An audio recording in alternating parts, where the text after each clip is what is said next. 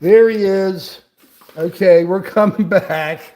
Okay, just so you'll know, sorry, thanks for looking, whatever. Hold on. Okay. No, it's cute, isn't it? We got to deal with this. Joe, I love you. Here we go. I'm Okay. live. I'm with you. I see you. You see How me? come I don't even see the YouTube?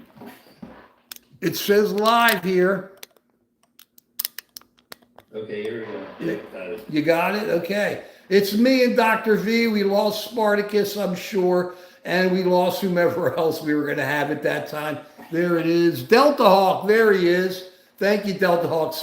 Spartacus, just so you guys will know, we were supposedly provided with a fix by YouTube to be able to bring Joe in on the phone here next to me. And you can see what that fix did, didn't you? Thanks, thumb up. But we try hard. And after this is over, we're going to try a different way. But this is crazy. I mean, we're working with 40 emails. They're working with us. It just doesn't seem to be happening. What do you say, Joe? You think I'm crazy? Or you saw the emails, didn't you? You were sideways. I was sideways. This is there. That's what they're doing to me. They want me sideways. Hello. We're there. And it's all happening. Okay. Well, today, we'll tell you what we're talking about here. Didn't even do a thumbnail. Done nothing. Good talking to you all. And Joe, start talking right now, Joe. Start talking. Tell us. Hold on. I'm not going to let Joe talk. Let me. Yeah. Go ahead, Joe. Go ahead. Okay.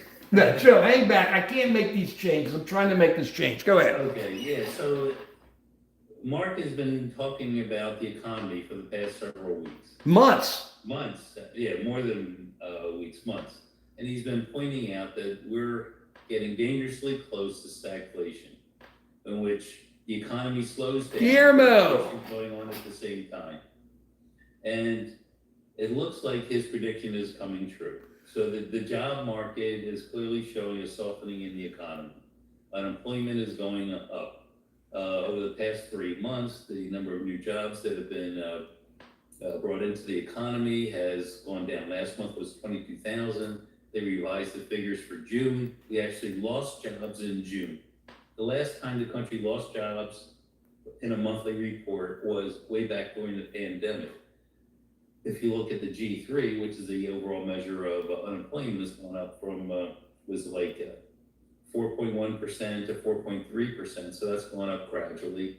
But the other thing that the job report doesn't capture is the number of people who, even though they may be working, they're only able to get a part-time job when they really are looking for a full-time job.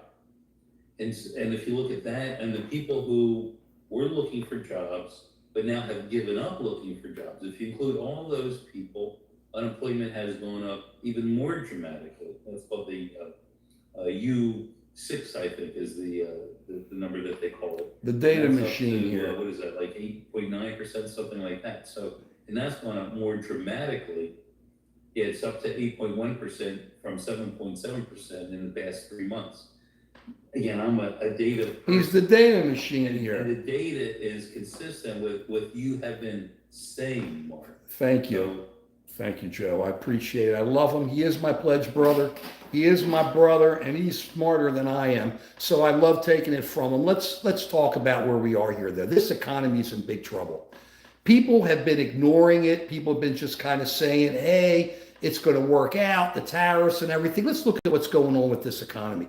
We have a chunk of people who are still getting paid on federal government, by the federal government, who got payouts, who get payouts through the end of September, but I believe it's going to be in October. They're going to start having to file for unemployment. You have companies like Conoco, Phillips, and Chevron and others announcing major layoffs. You've got inflation totally going up nonstop. If you go into the grocery store, look at the old stuff that Donald Trump used to talk about. The grocery store here, the grocery store there, the numbers are incredible. Joe went to a couple of restaurants. He couldn't believe the amount of money it costs. The numbers that we are paying are outrageous. You can't walk away from like a pizza without paying almost $20, and you got tax and everything in there with something on top. Think about it. That's what's going on. So right now, where do we think it's going? Where do I think it's going? We are going into such an economic morass. Just get ready. just get ready. It's over. There's nothing we can do to stop it. You can pump out there another half a point interest rate. If you did it a point, the interest rates, long-term interest rates would go up because the rest of the world would be afraid that they think we'd be going into recession. So say you do a half a point in September. What difference is that going to make? It'll maybe touch certain things, but you have a Visa card paying 25%. It's not going to do much for that or anything. You've got a pay now, a buy now, pay later. It's not going to do anything for it. It doesn't help. If you have a low mortgage, it doesn't help. So what are you doing? What we have now is we have to get ready. And there are certain people who would politically say this is great for the Democrats and all the rest. It is politically good for the Democrats, but I don't want to talk politics. I want to talk people. We have to get ready. We're going to start seeing on TV food lines. It's not going to be tomorrow. It's going to be in the middle of the winter as more and more people are lining up, as jobs are definitely shutting down. The number that Joe was referring to was that the first time, I think it's since the COVID problem, pandemic, I'm sorry, thank you, Joe, was that we had 7.4 million people looking for jobs and only 7.2 million job openings. That's what Joe was referring to. First time since the pandemic. Incredible when you think about that. So now you have more people looking for jobs. People aren't going to leave their jobs. They're not going to get raises. They may give certain people raises. You hear these incredible numbers going out. What is it? Mark Zuckerberg's paying millions to people to come and work for him. But generally, people are not going to be able to get jobs. And the lower level jobs that AI is starting to just take over right now, people coming out of college aren't going to be able to get the jobs they thought they could get and be able to move up. So we're looking at a real unemployment problem starting to hit this country and hit it hard. At the same time, prices are going through the roof, and it all has to do with the tariffs and the breakup of the American century, the destruction of our foreign policy. But I'm going to get to that because the foreign policy equals economic problems. We'll get to that. But right now, look at what's going on with the tariffs. You don't know who you're going to hit with the tariff. Trump gives India 50%. Soon as Trump hits India with 50%, where's India? They're in China with Russia and North Korea getting together, strategizing against the United States. Everybody's turning against us. Why? Because we've been saying this for how long, Joe? And if you go to Just an American Citizen, you'll see my videos about the end of the American century. And I've had them up for years, 3, 4, 5 years, saying, here it comes, right, Joe? And here it is, because people don't trust us anymore. We have no allies. We have no friends because we act like bullies to everybody. Where before we had a moral high ground we could at least talk about, we don't have any now. So why do people owe us anything? People would rather deal with China because at least they know they can't trust China, but they know it up front. With us, they don't know what they're going to do. They don't know what we're going to do. Canada still doesn't know. The EU has some type of a deal with us, but a lot of the EU countries, the European Union, are getting nervous and they want more. They want to see more details and see what's going on. And prices are going up. Steel at 50%, copper at 50%. You can't get away from it. So we talk stagflation. My question is, could it tilt to recession?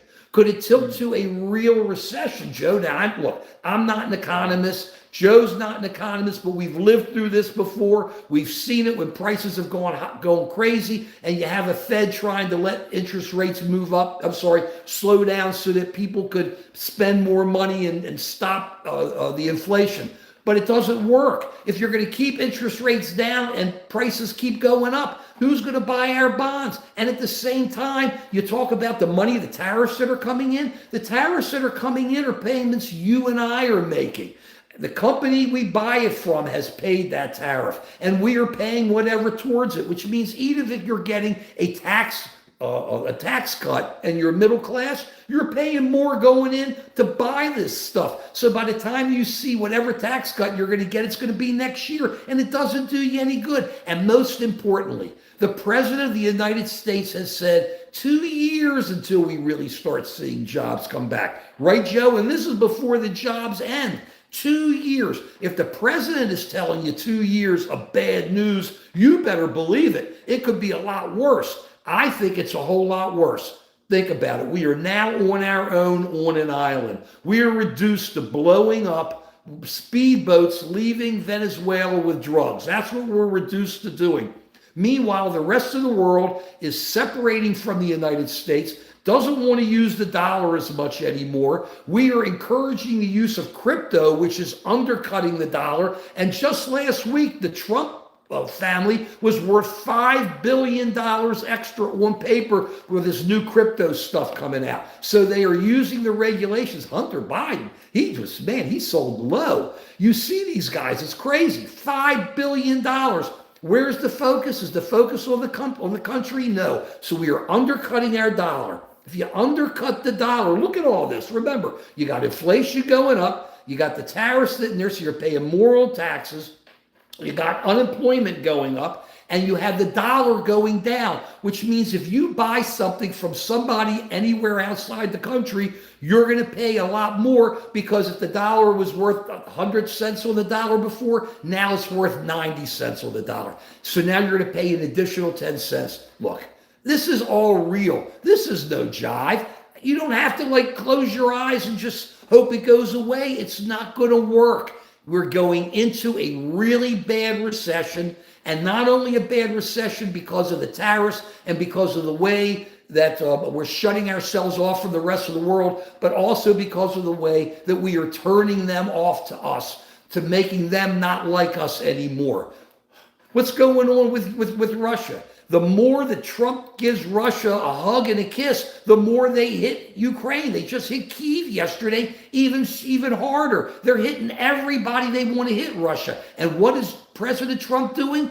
Nothing. Is he helping the democracies? No. So let's get back to the economy. You're a democracy. You say, why do I want to make a deal with the United States? Did you realize that the other day Trump said, or the Defense Department said, they're no longer going to help NATO's eastern flank, which is Lithuania, Latvia, and Estonia. And they're going to have to come up with their own money. Three of the smallest countries in the whole Eastern European area. Why would they want to make deals with us if we're not going to help them defend themselves from Russia anymore, because they're right up abutted to Russia? They used to be taken over by Russia. Why do they want to deal with us? Those are perfect examples about what's going on with the United States and the rest of the world. We are getting cut off. We are putting a big wall around the United States. This isn't a wall between the United States and Mexico. This is a wall around the United States. And we are telling the rest of the world, don't deal with us. And unless you do, you got to pay us off to deal with us. And if you don't, you get nothing. All we are doing is strangling our country. Data shows it. Mr. Data there, Dr. Data, right there sees it. Everybody sees how much it costs to buy things, to eat, to get anything, consumer stuff. Wait till the Christmas season starts hitting, and you can't even get fresh vegetables and fruits except at incredible cost, because so many people have been busted. Did you see what happened with South Korea at that Hyundai factory, Joe? They went in, they surrounded them, they took up 450 South Koreans. They said it's all illegal and locked them up. And they just sent them back to South Korea. Nobody's talking about it. Well, who knows what was illegal and what wasn't illegal? Maybe these people were legally here. Maybe they had visas. Who knows? How about 2 weeks ago when the firemen were trying to put out a brush fire, and the ICE came, or Border Patrol came, surrounded them and picked up people and locked them up while they're fighting a fire. They're closing a fire down. So you're losing employees, you're losing friends, you have no friends, and you're hitting a motorboat with some drugs on it. Great. I think that's really impressive. And when I saw that, it just thought, wow, America the beautiful, how big and strong are we? That's so tremendous. While I'm watching kids die in Ukraine because we have no backbone. At least President Biden had backbone. At least President Biden wasn't afraid to stand up to Putin. And Putin hated it. He didn't like it at all because he was stood up to. And the rest of Europe stood with us. And Australia stood with us. New Zealand was starting to come over. Japan, the Philippines. What's happened? The president has cut it all off. So remember, when you look at us, we are now a walled country economically. We are a walled off country from the rest of the world with no one who trusts us anymore. No one who trusts us anymore. It is the saddest situation, but it equals a horrible economy. So if you think the economy is just showing you a little problem now, I want to see this baby in the next 3, 4, 5 months. The rich people will be able to buy some stuff around Christmas. Otherwise, what are we talking about? The president says 2 years before we see good job numbers. We're really rocking. Joe, I'm going to take a breath. What do you have to say? Well, I mean, you raised good points. Kevin, you're right. A recession, but winter is definitely coming, and people I think need to start to prepare for what's likely to happen. And you know, your predictions have been on the mark so far, but I'm not sure how far they're going to go. But it looks like unemployment is going up, and the economy is slowing down. And because of tariffs and other factors, it looks like inflation is going up. So stagflation seems to be on the horizon, and it looks like the stock market actually sort of agrees with that assessment now too. You know, when unemployment numbers go up, that's usually a signal for the Fed to reduce the borrowing rate, which usually acts as a stimulus for the stock market. And this time the stock market went down.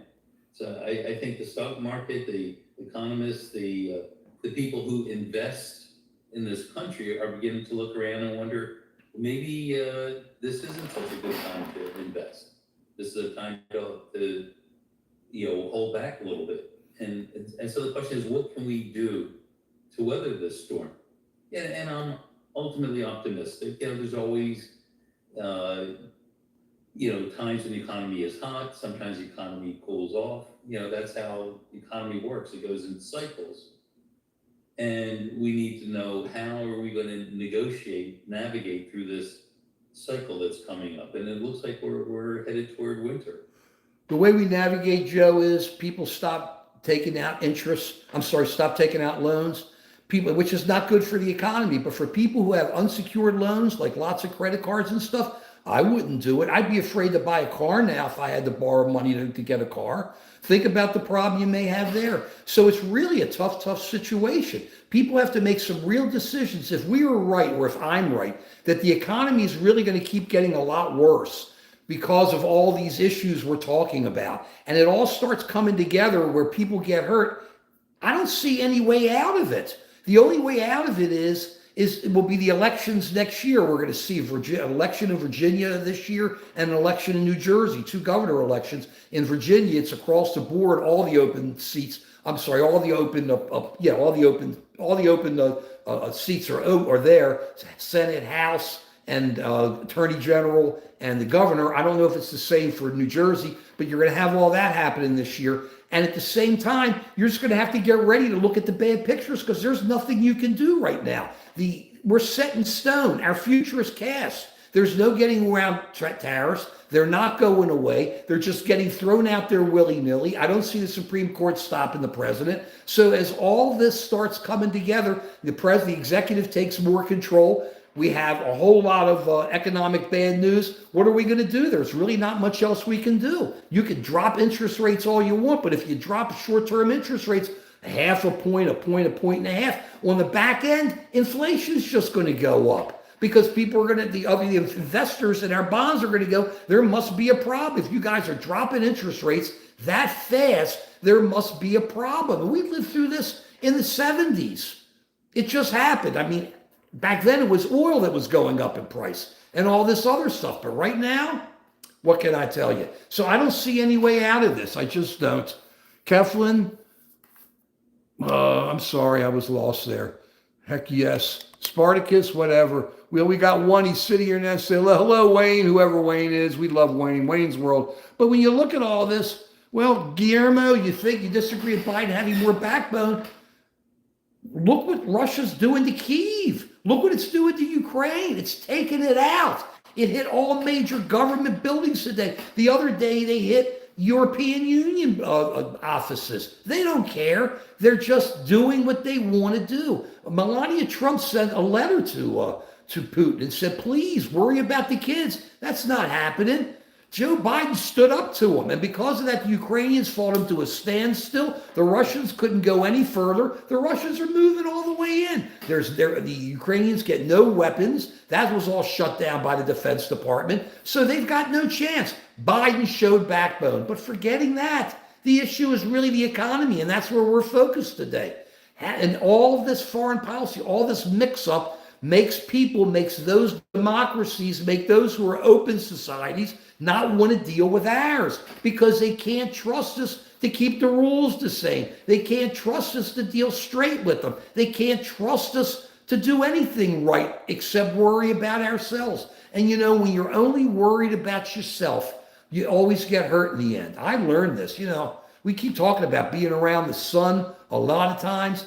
You got to have friends. You got to have people you care about. You got to have people that care about you. If you don't have it, you're lost. You got no chance. I can tell you, I'm sure, I don't talk to Joe about his patients, but I'm sure lots of his patients don't have many friends and stuff and socially have issues.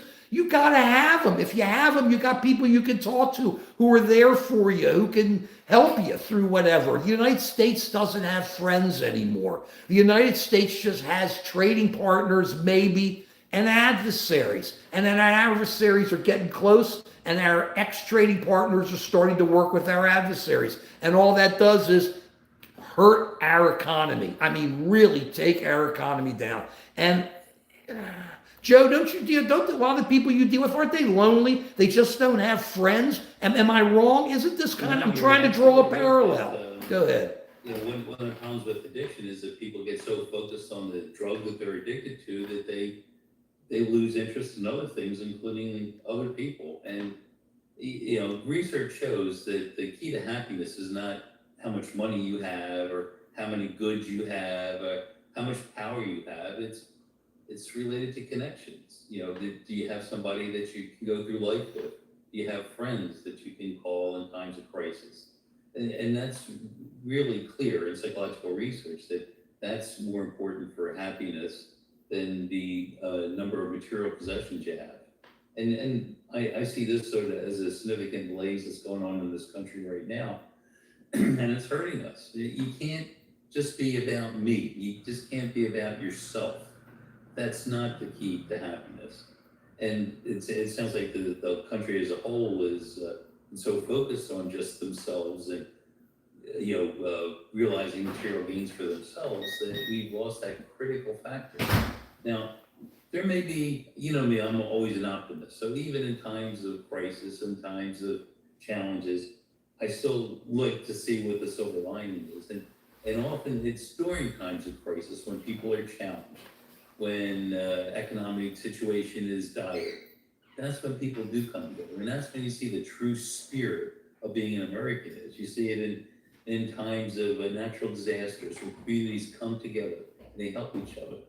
And I think as the country goes through a crisis, I think there's a good chance that we as a community will come together. And even though I may not be optimistic about the economy, I am optimistic about the American people. And I still see this every day. People, no matter what team you're on, what color hat you wear, that people do come together at times of crisis. And maybe that's what this country needs right now is a crisis. And it sure looks like we're headed for a financial one now. And what a horrible way to do it, Joe. I'm with you. Maybe that's what we need.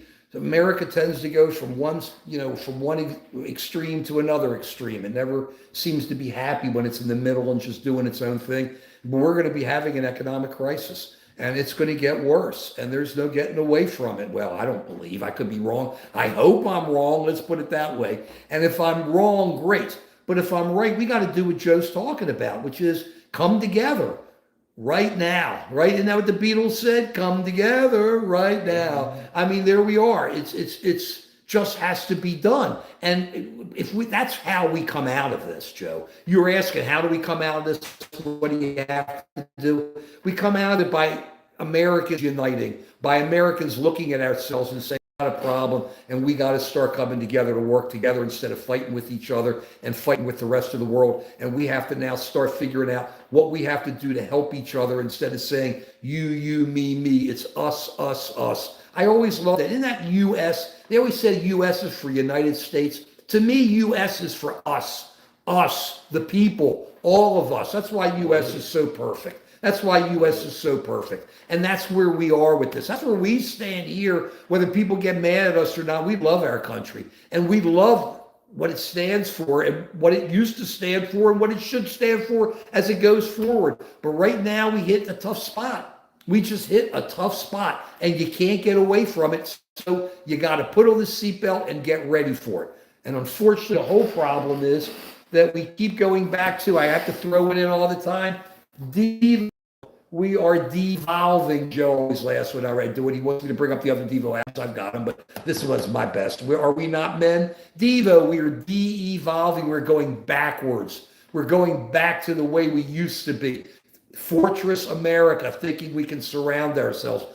What unfortunately that we are going back to is called, I hope it isn't that bad, it shouldn't be because we're prepared for it more, is what the 30s were like after the roaring 20s. I didn't live through it, but I sure saw the black and white pictures. I had my grandfather tell me when he sold cigarettes for like a penny a cigarette or stuff like that. They did whatever they could to make money. That was all part of the what was it, Taft-Hartley bill, the Smoot-Hartley bill, when they went and put up the walls. It was all part of that, and that's what we have now. And it is really hurting this country. So if going backwards is going forwards, then we're in trouble. Then we are definitely in Alice in Wonderland. That's when the egg falls over, crashes. We saw when I did it once. And unfortunately, there's no putting Humpty Dumpty back together again. But we'll just kind of find a way to make it a little bit different, but it'll still be the America. I believe it's going to work. I believe things are going to go great. But right now, not for a while. When the President of the United States says it's going to be 2 years to really get good job numbers, we are in trouble. And that's with him maybe putting up his ministry of truth and taking over the numbers and telling us what the real numbers are. Because I'm betting you in a few months, I'm going to be looking at Dr. V and saying, what is your definition of data, Dr. V? Do we really know what data really is anymore? I think right now he hasn't been able to change it. I don't think he has been able to get his guys in there. But wow, I'm very worried about that. What are we going to do if all we have is a minute of truth? How do you determine what data is there? I'm not so sure. Well, Kathleen, look, these guys, they put it on their own. I can't, Delta Hawk. I think sometimes he puts stuff out there to get people worked up. So don't get worked up. He wants to watch us right on. Maybe he'll change his mind one day. Maybe he'll understand that we're right. Maybe he agrees with us and is just having a good time. Who knows? I say just leave him on there until he gets really bad. He's okay right now. But Kevin, we agree with you. And we're in trouble. What can I tell you?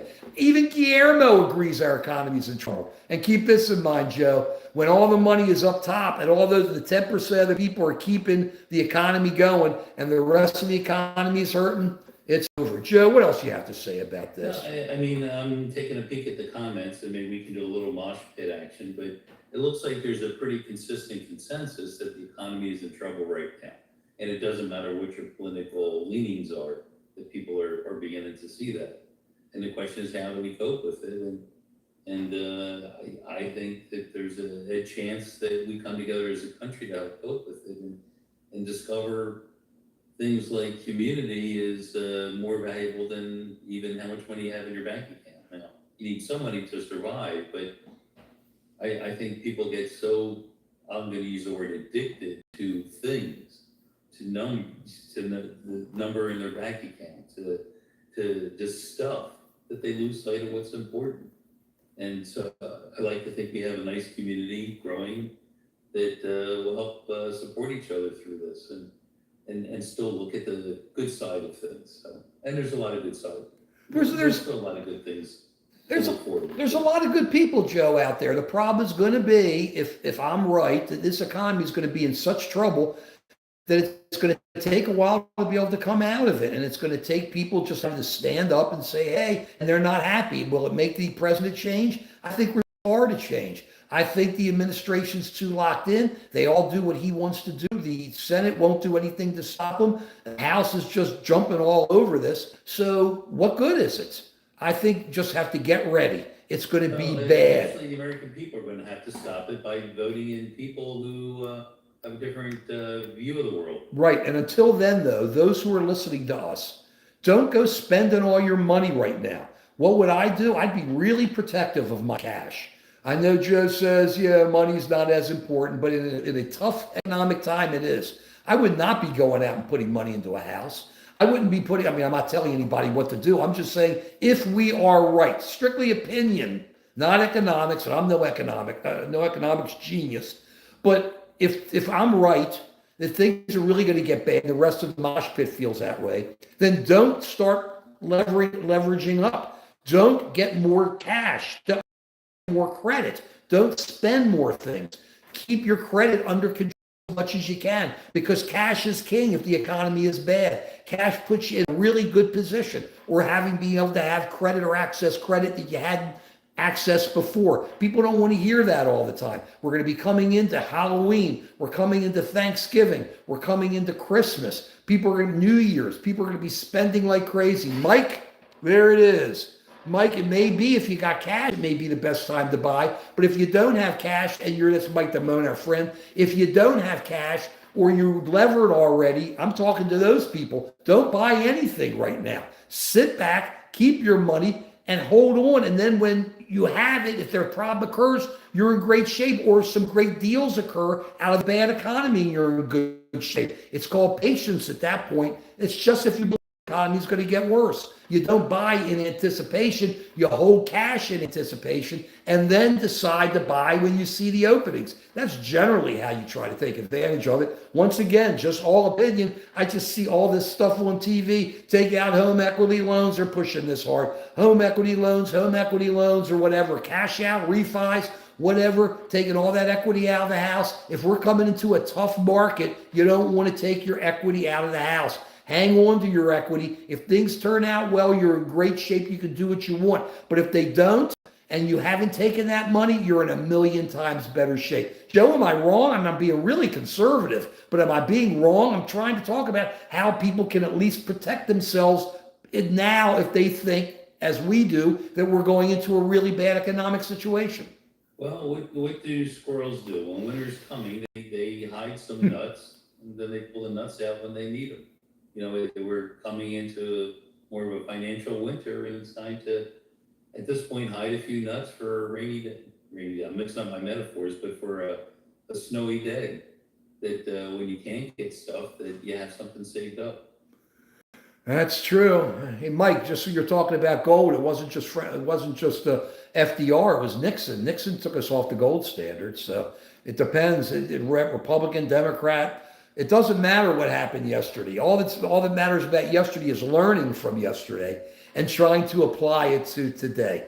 And that's just like the squirrels. They're smart. They're out getting those little acorns. They're putting them away because they know the winter's coming. Winter's coming. Go get those acorns. Do your thing. Don't get crazy, okay? And make it happen. That's where I am. Something else that helps is music. You know, I know everybody loves videos and all that. I'm still a believer that music makes you happy. Music makes the heartbeat, imagination, rock and roll. And I'm a rock and roller. I mean, I could bring up my opera stuff. I could bring all of that stuff that it was fed for. When I was a kid, though, I really do love Broadway, 50s and early 60s Broadway. But rock's my thing. An album that just shook me when it came out, David Bowie, Ziggy Stardust. Let me tell you, this is a true, great, incredible album. David came out, decided he was going to be Ziggy for 1 year. And then after a year, he wasn't going to be Ziggy anymore. Had a final concert and did it. This album had so much music on it. Mick Ronson, lead guitar, but every song is all about Ziggy coming to earth. He's going to straighten everybody out. He's a rock and roller. And it didn't work, Ziggy. It didn't work. But the music just cooked. 5 years, Soul, a Moon Age Daydream. Everybody knows Starman. It ain't easy. Then you start going to the other stuff. Hang on to yourself. Ziggy Stardust, Suffragette City. Oh, wham, bam. Thank you, ma'am. Oh, what a song. What an album. Every song on this album.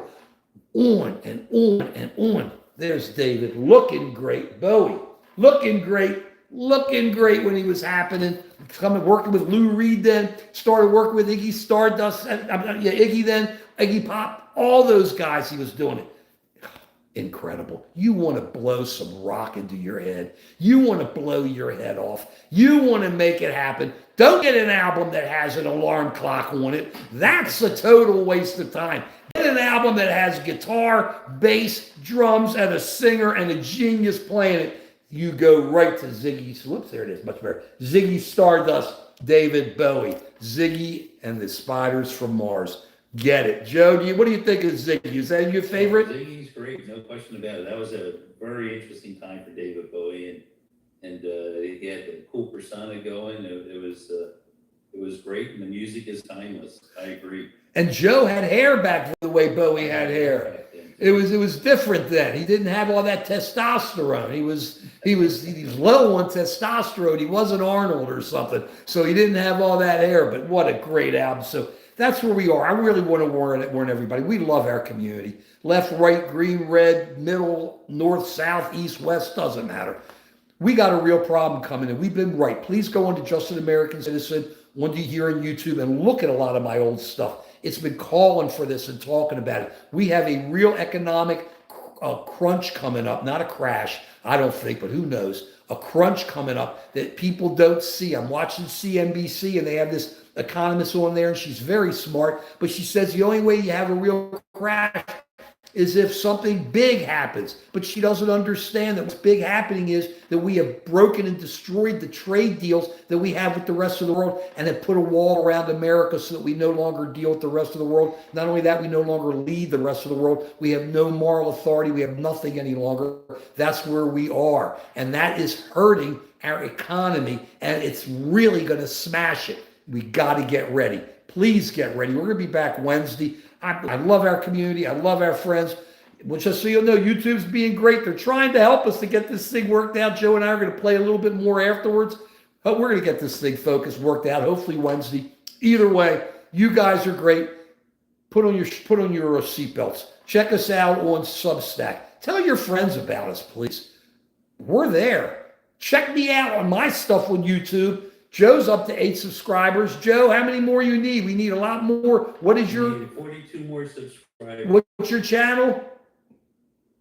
Dr. V. Unlocked. That's what it is this week. He's unlocked. He's unleashed, but he is unlocked. We should unleash the man. I don't know why it isn't Dr. V. Unleash. You watch him. He just loses. He gets emotional when he talks. That's where we are. We'll be back Wednesday. We'll see you then. Don't be, if you're square, we ain't going to be there. And Joe, that's the way it is. Period. Thank you for coming. We'll see you Wednesday. Tell your friends.